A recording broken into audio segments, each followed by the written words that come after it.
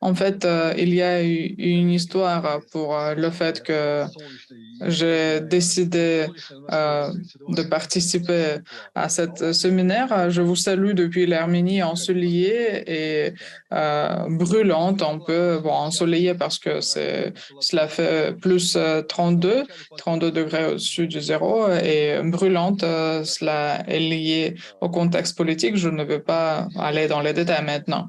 Bon, je voudrais, euh, en guise d'introduction, dire que j'ai commencé à avoir des idées sur l'incertitude quand je faisais les études à l'Institut Nakimovsky. Je suis devenu candidat et sciences économiques, ensuite docteur et sciences économiques dans cet institut.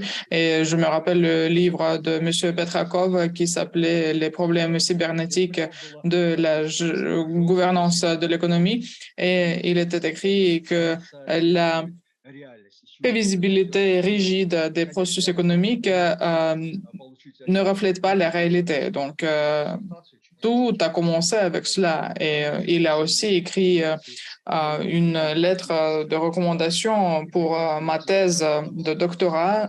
Je me rappelle aussi très bien la conférence et le livre de ce collègue. Cela s'appelait les pronostics de développement de la politique économique. Je ne veux pas nommer tous mes collègues et tous mes professeurs que j'ai aimé beaucoup durant mes études. Et je vais passer au sujet de ma conférence aujourd'hui. Cela s'appelle la dynamique des indices économiques dans les conditions d'incertitude. Bien sûr, il y a d'autres chercheurs et scientifiques qui ont influencé mes recherches et j'ai lu aussi un livre par Stephen Poilos, très intéressant, ça s'appelle The Next Stage of Uncertainty. Et c'est vrai, nous voyons qu'il y a de plus en plus d'incertitudes dans le processus économique. Et je voudrais maintenant passer à la diapo numéro 2. Juste un instant. Oui, les diapos changent, oui. Il y a eu quelques soucis techniques. Donc, l'intervalle d'incertitude minimale et la probabilité approximative de leur réalisation. Qu'est-ce que c'est que les intervalles minimales? En fait, j'ai défini ces intervalles d'incertitude. S'il y a une partie des indices exogènes, tu peux déjà avoir un résultat approximatif et ensuite tu peux avoir des indices endogènes. Et donc, la corrélation de ces indices, c'est ce que vous voyez sur la diapo. Et on voit qu'un groupe des indices clés définit l'autre groupe. Et on doit formuler la structure des variables. Ce lien qu'on ne peut pas rompre définit les possibilités. Et comme Anton Moïse va dire, si on ne travaille qu'un indice, cela peut mener à des résultats vraiment. Juste un instant, s'il vous plaît. Oui, en fait, si nous voyons la différence entre les indices inférieurs et supérieurs, et si nous voyons par exemple la réduction de l'intervalle, nous verrons qu'il y a la probabilité qui change aussi. Et la précision de tels pronostics va s'approcher du zéro. Cela a été déjà prouvé par nos collègues. Chers collègues, nous avons une petite demande. Parlez, s'il vous plaît, un petit peu plus lentement pour que les interprètes aient le temps de vous traduire. Bon, c'était à Moscou que j'ai appris de parler si vite. Voilà, c'était aussi très utile pour moi, mais je vais essayer. Donc, si on pense rapidement, il ne faut pas parler rapidement. Je vais essayer de parler plus lentement. Donc, l'intervalle minimal de l'incertitude, je vais répéter, l'intervalle minimal de l'incertitude de l'indice économique, c'est la différence entre le seuil supérieur et inférieur de l'indicateur avec une probabilité approximative de la réalisation de cet indice. La réduction de l'intervalle peut être expliquée s'il n'y a pas de la probabilité de la réalisation de cet indice. Avec les pronostics très précis, la réalisation de cet intervalle s'approche du zéro. Il faut définir l'intervalle minimal possible de l'incertitude et il faut développer des scénarios pour travailler dans cet intervalle. Donc, par exemple, comme cela a été montré par nos expériences empiriques, 90% de résultats, oui, donc ça a été confirmé, bien que les chercheurs américains ont des tolérances de pourcentage et leur pourcentage est plus réduit, mais ce sont les résultats vraiment très bons. 10 points de pourcentage, bien sûr, là déjà, cela perd sa valeur scientifique et je vais en parler aussi dans le contexte russe. Très bien, très bien. Voilà, c'est de ça que j'ai parlé. C'est la différence entre le seuil inférieur et supérieur de l'indicateur clé et de fait son intervalle minimal d'incertitude avec cette probabilité. Si vous voulez plus de probabilité, donc l'intervalle sera plus élevé. Voilà, ça c'est le piège. C'est la règle que nous devons connaître et que nous devons appliquer dans le cadre d'une plus grande dynamique des indicateurs, des indices économiques que nous voyons maintenant. Je vais bien sûr citer plus tard des exemples concrets. Donc, la probabilité de la réalisation de l'intervalle d'incertitude, de quoi est-ce que cela dépend? Cela dépend du diapason de l'intervalle, bien sûr. Le plus élevé est le diapason, le moins de valeur scientifique à cette probabilité. Cela dépend aussi des délais des pronostics et de la changeabilité de la situation, de la dynamique d'un indice économique concret. Si nous parlons de l'inflation, par exemple en Arménie, c'est une situation, en Russie, c'est une autre situation, et des fois les interliens, les interconnexions qui doivent être prises en compte durant les calculs. Et donc, des fois, nous pouvons voir qu'il y a ces interconnexions. C'est ça de quoi je parle. Donc, des liens entre ces indices et du fait si nous avons défini et calculé ces liens ou pas. Si nous parlons des méthodes, des pronostics économiques, c'est aussi très important parce que la méthode que tu choisis peut influencer les résultats. Vous pouvez finalement ne pas avoir les résultats corrects si la méthode n'est pas correcte.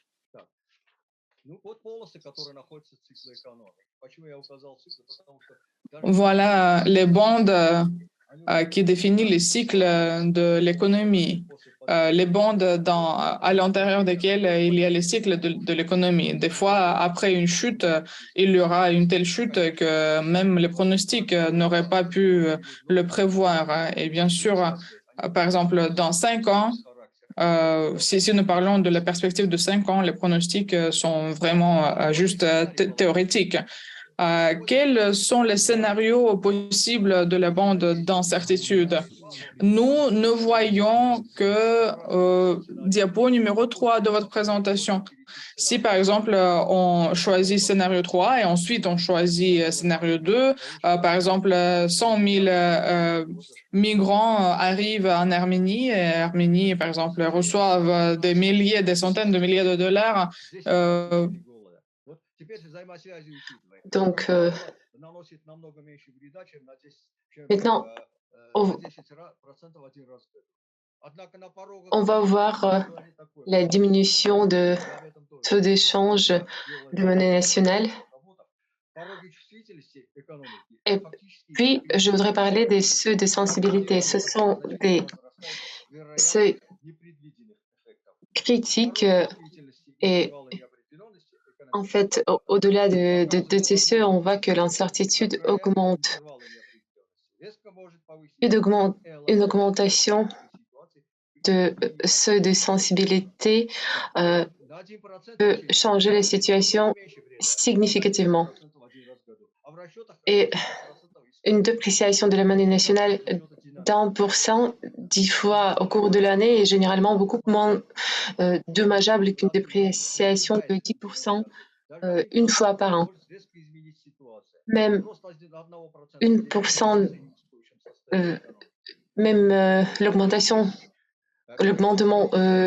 d'une pourcent peut changer les situations dans une manière spectaculaire. Dans les situations critiques, on peut voir les seuils de sensibilité imprédictibles. Donc, voyons un exemple. On essayait de prédire les intervalles d'augmentation des exports de l'Arménie vers la Russie. Pourquoi vers la Russie? C'est pas seulement parce que on est les membres de l'Union euro-asiatique et du coup, quand on est menacé avec les sanctions pour contournement des sanctions et export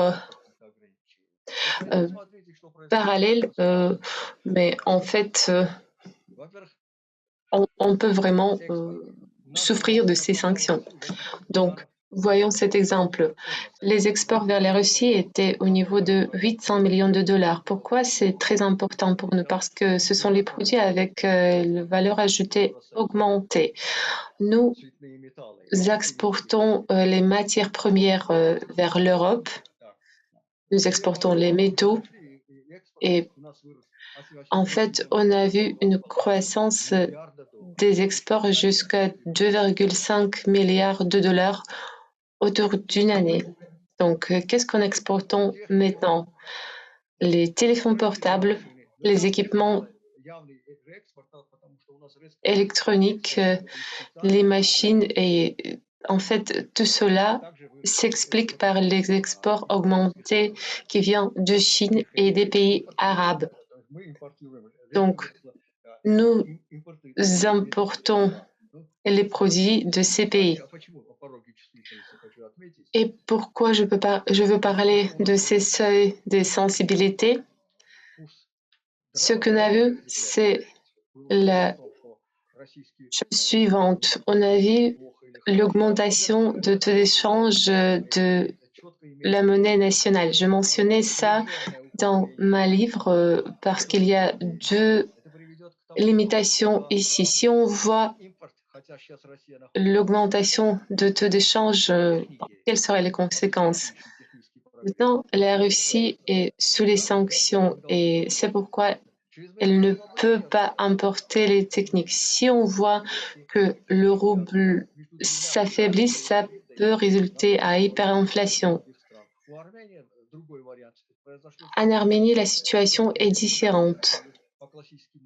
On voit le renforcement du rouble et selon les modèles classiques, cela aurait pu résulter en décroissance des exportations de la part de la Russie, mais en fait, on a vu la situation complètement différente et cette situation a résulté des causes à cause des causes politiques. C'est pourquoi les prédictions peuvent être fausses. Et c'est pourquoi les valeurs de ces intervalles sont très importants.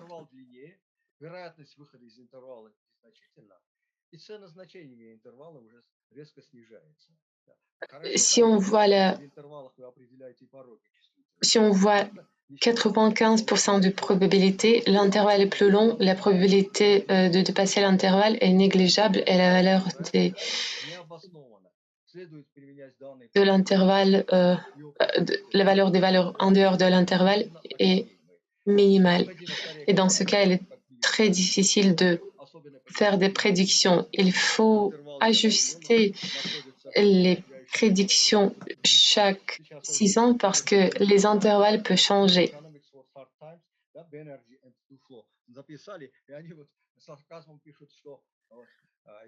En fait, Ce qu'on a lu récemment, c'est que le Fonds monétaire international fait les prédictions pour 3 mois et après, ils changent leurs prédictions. Bon, là, on peut se demander, est-ce qu'il y a une vraie valeur en ces prédictions? Très souvent, les sociétés exportateurs sont plus précis dans le cadre de leurs prédictions que le FMI, même avec leur modèle et méthodologie dite très précis.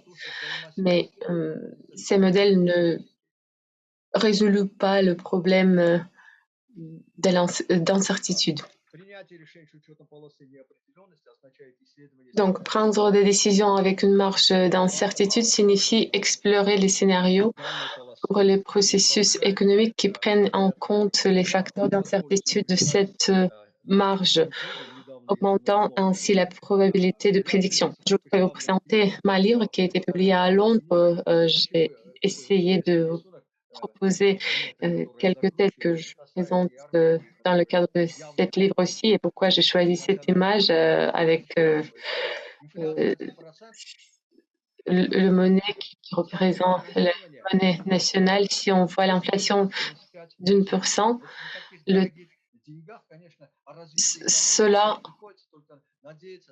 impacte le taux de refinancement et c'est pourquoi on s'appuie beaucoup sur le flux monétaire qui vient de Russie et les matières premières au prix pas élevé qui vient de Russie.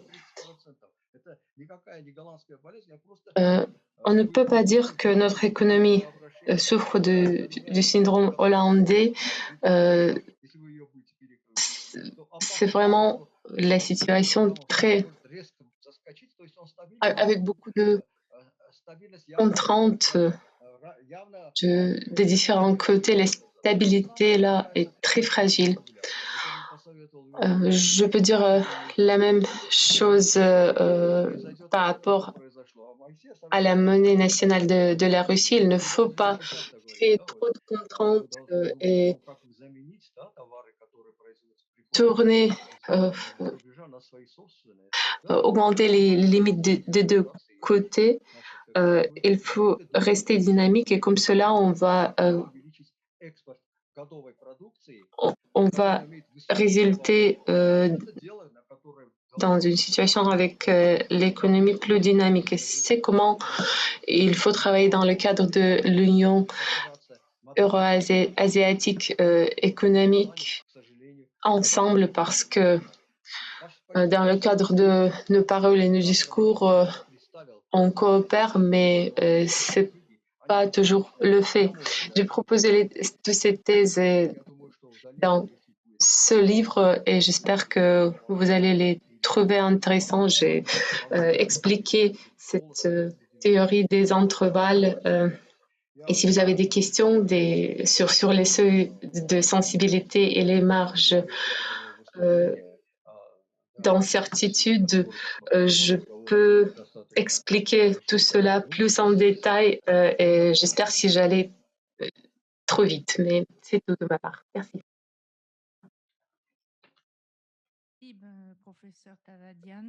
Merci beaucoup, professeur Tavadian. On a quelques questions.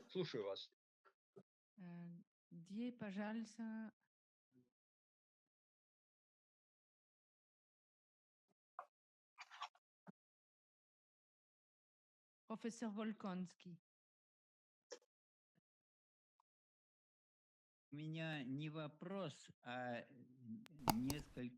J'ai pas une question, mais plutôt un commentaire.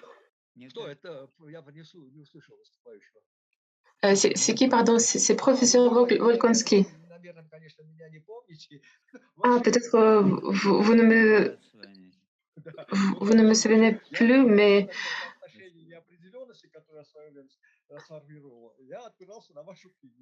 en fait, dans ma définition d'incertitude, je m'appuyais sur vos travaux et vos indicateurs dynamiques.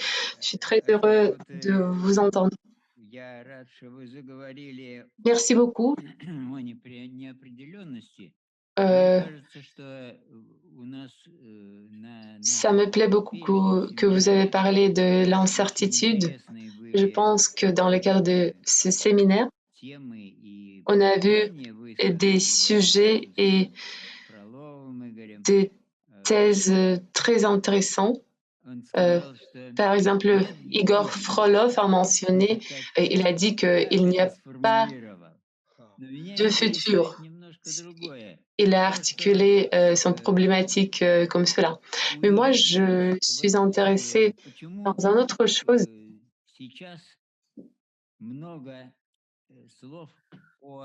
Aujourd'hui, on parle beaucoup de l'incertitude parce que le processus est devenu plus complexe et la complexité est augmentée parce qu'on ne parle plus de la production matérielle, mais on parle plutôt du financement et en plus, on dit que la politique et l'idéologie est devenue le vrai objectif et l'économie est le moyen.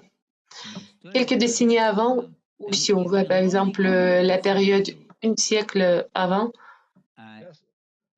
là, l'économie était l'objectif, le vrai but et la politique, l'idéologie était le moyen.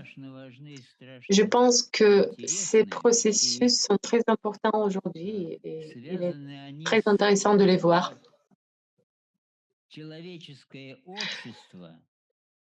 Et cela est lié au fait que la société humaine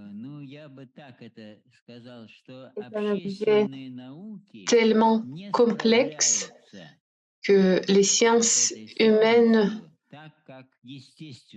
ne peuvent pas arriver à résoudre, à atteindre leurs objectifs avec le même réussite que les sciences techniques. Les sciences humaines sont très importantes, mais elles sont importantes en tant que les sciences appliquées parce que les liens entre cause et effet, comme on peut les observer dans les sciences techniques, on ne peut pas les observer dans les sciences humaines parce que les hommes, l'humanité est trop complexe. Je voudrais juste partager cette observation. Bon, nos observations sont très proches. Victor Alexandrovitch, je suis mathématicien et je pense que c'est vrai qu'il y a les problèmes comme cela. Je pense que la régulation des processus économiques, c'est plutôt un art. J'étais le premier président de Chambre de contrôle de l'Arménie et moi, j'ai remarqué aussi comment l'économie est influencée par les décisions de la Banque centrale. Et moi, je critiquais leurs décisions et après, j'ai passé cette recommandation d'estimer les décisions dans le cadre des intervalles. Et en ce qui concerne le pessimisme, beaucoup des gens parlent que l'Arménie va perdre son statut étatique, mais moi, je reste plutôt optimiste et grâce à votre soutien, on va trouver la solution, même si certaines circonstances sont très néfastes. Merci pour votre question et je vous remercie beaucoup pour avoir évoqué ce sujet. Merci beaucoup. J'ai quelques commentaires aussi. Il y a un économiste très connu Monsieur Lucas, et quelques années avant, il a dit que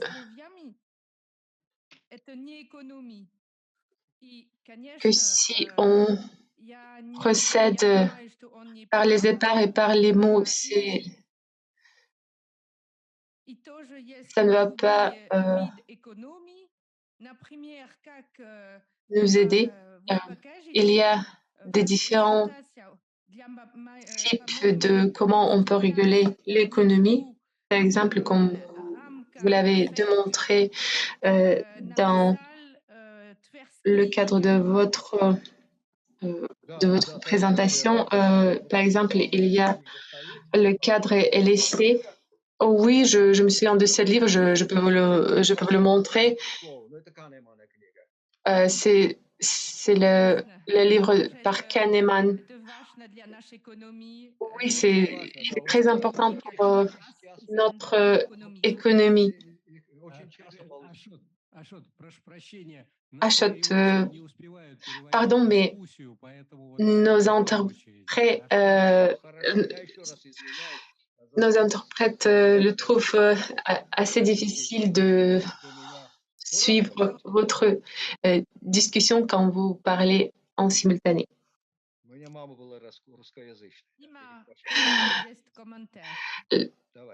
Dimitri a un commentaire également. Non, je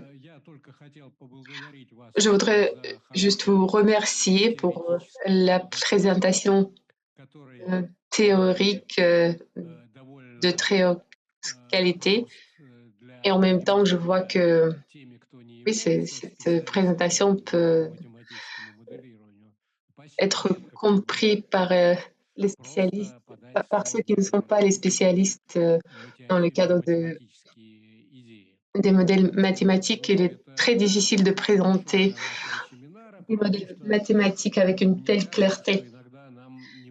C'est très bon pour notre séminaire parce que très souvent, il y a un manque de présentation théorique très solide. Tout cela est grâce au Institut mathématique central, grâce au professeur Volkonski. Merci beaucoup. Anton nous a présenté une présentation théorétique d'abord et maintenant c'était vous. Est-ce qu'il y a des questions à professeur Taladian? Sinon, je voudrais remercier professeur Taladian et on va passer à la présentation suivante.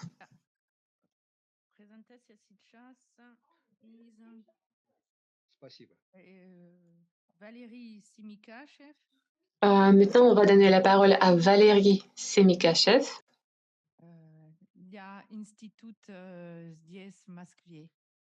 Il représente un institut de Moscou.